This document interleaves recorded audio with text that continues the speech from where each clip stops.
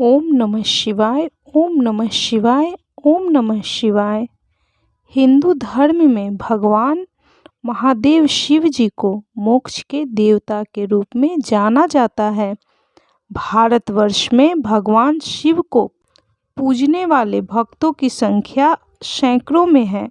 वैसे तो भारत में भगवान भोलेनाथ शिव जी के कई मंदिर हैं और धाम भी हैं, जिनमें प्रतिदिन हजारों की संख्या में लोग भगवान शिव जी की पूजा आराधना करते हैं। लेकिन इन सभी शिव मंदिरों में भगवान शिव जी के 12 ज्योतिर्लिंगों का महत्व सबसे अधिक माना गया है। हिंदू महापुराणों के अनुसार इन 12 ज्योतिर्लिंग में भगवान शिव स्वयं ज्योतिपुंज के रूप में साक्षात विराजमान हैं। ऐसा माना जाता है कि भगवान शिव के इन 12 ज्योतिर्लिंगों के दर्शन मात्र से ही सभी पापों का अंत हो जाता है, सभी पाप नष्ट हो जाते हैं, आपके घर में सुख शांति और समृद्धि का वास होता है।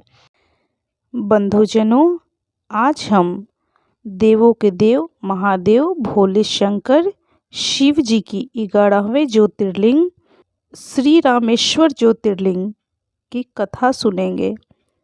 तो बोलिए, ओम त्र्यंबकम यजामहं सुगंधिं पुष्टिं वर्धनम उर्वारुकमिव बंधनान् मृत्युर्मोक्षीमामृतात्। ओम नमः शिवाय। ओम नमः शिवाय। ओम नमः शिवाय। श्री रामेश्वरम ज्योतिर्लिंग की स्थापना मर्यादा पुरुषोत्तम भगवान श्री रामचंद्र ने की थी। स्कंद पुराण में इसकी महिमा विस्तार से वर्णित है। इसके विषय में यह कथा कही जाती है कि जब भगवान श्री रामचंद्र जी लंका पर चढ़ाई करने के लिए जा रहे थे, तब इसी स्थान पर उन्होंने समुद्र की बालू से शिवलिंग बनाकर उसका पूजन किया था। ऐसा भी कहा जाता है कि इस स्थान पर ठहरकर भगवान श्री राम जल पी रहे थे कि तभी आकाशवाणी हुई कि मेरी पूजा किए बिना ही जल पीते हो। इस वाणी को सुनकर भगवान श्री रामचंद्र जी ने बालू से शिवलिंग बनाकर उसकी पूजा आराधना की तथा भगवान शिव से रावण पर विजय प्राप्त करने का वर मांगा। उन्होंने प्रसन्नता के साथ यह वर भगवान श्री राम को दे दिया। भगवान भोलेनाथ शिव जी ने लोक कल्याणार्थ ज्योतिर्लिंग के रूप में वहां निवास करने की सबकी प्रार्थना भी स्वीकार कर ली। तभी से यह ज्योतिर्लिंग यहाँ विराजमान है। इस ज्योतिर्लिंग के विषय में एक दूसरी कथा भी बताई जाती है जो इस प्रकार है। तो चलिए इसकी दूसरी कथा भी सुनते हैं। बोलिए, ओम नमः शिवाय। ओम नमः शिवाय। ओम नमः शिवाय।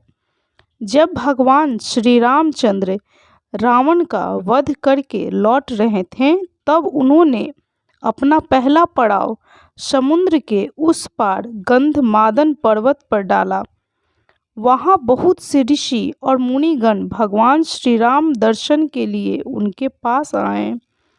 उन सभी का आदर सत्कार करते हुए भगवान श्री राम ने उनसे कहा कि पुलस्त्य के वंशज रावण का वध करने के कारण मुझ पर ब्रह्म हत्या का पाप लग गया है। आप सभी लोग मुझे इससे निवृत्ति का कोई उपाय बताइए। यह बात सुनकर वहां उपस्थित सारे ऋषियों मुनियों ने एक स्वर में कहा कि आप यहाँ शिवलिंग की स्थापना कीजिए, इससे आप ब्रह्म हत्या के पाप से छुटकारा पा जाएंगे। भगवान श्री राम ने उनकी यह बात सुनकर हनुमान जी को कैलाश पर्वत पर जाकर वहां से शिवलिंग लाने का आदेश दिया। हनुमान जी ने तत्काल ही वहां जा पहुँचे, किंतु उन्हें उस समय वहां भगवान भोलेनाथ शिव जी के दर्शन नहीं हुए। अतः वे उनका दर्शन प्राप्त करने के लिए वहीं बैठकर तपस्या करने लगे। कुछ काल पश्चात भगवान भोलेनाथ शिव जी के दर्शन प्राप्त कर हनुमान जी शिवलिंग लेकर लौटे, किंतु तब तक शुभ मुहूर्त बीत जाने की आशंका से यहाँ माता सीता जी के द्वारा शिवलिंग की स्थापना का कार्य कराया जा चुका था। हनुमान जी को यह सब देखकर बहुत दुख हुआ। उन्होंने अपनी व्यथा भगवान श्री राम से कह सुनाई।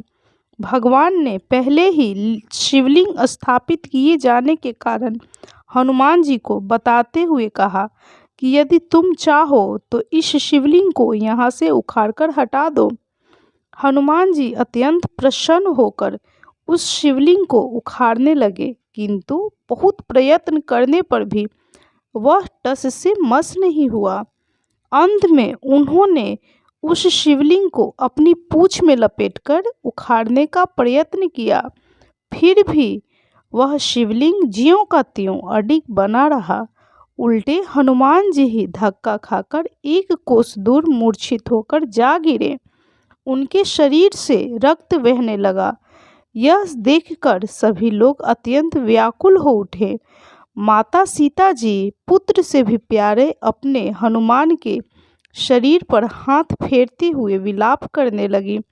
मूर्छा से दूर होने पर हनुमान जी ने भगवान श्री राम को परम ब्रह्मा के रूप में सामने देखा। भगवान श्री राम ने उन्हें शंकर जी की महिमा बताकर उनका प्रबोध किया। हनुमान जी द्वारा लाए गए शिवलिंग की स्थापना भी वहीं पास में कर दी गई और इस शिवलिंग को रामेश्वर शिवलिंग कहा जाने लगा। इस शिवलिंग की कृपा से भगवान श्री राम को ब्रह्मा हत्या का पाप से छुटकारा मिला। तो बोलिए ओम नमः शिवाय, ओम नमः शिवाय, ओम नमः शिवाय। कर्पूरे गौरम करुणावतारम संसार सारम भुजगेंद्र हारम सदा वसंतम हृदयारविंद्रे भवम भवानी सहितम नमामि। ओम नमः शिवाय, ओम नमः शिवाय, ओम नमः शिवाय। बंधुजनों, 11वां ज्योतिर्लिंग रामेश्वर ज्योतिर्लिंग की कथा आपको कैसी लगी कमेंट जरूर करें। यदि यह कथा आपको अच्छी लगी तो कृपया इसे शेयर करें, लाइक करें और चैनल को सब्सक्राइब करें।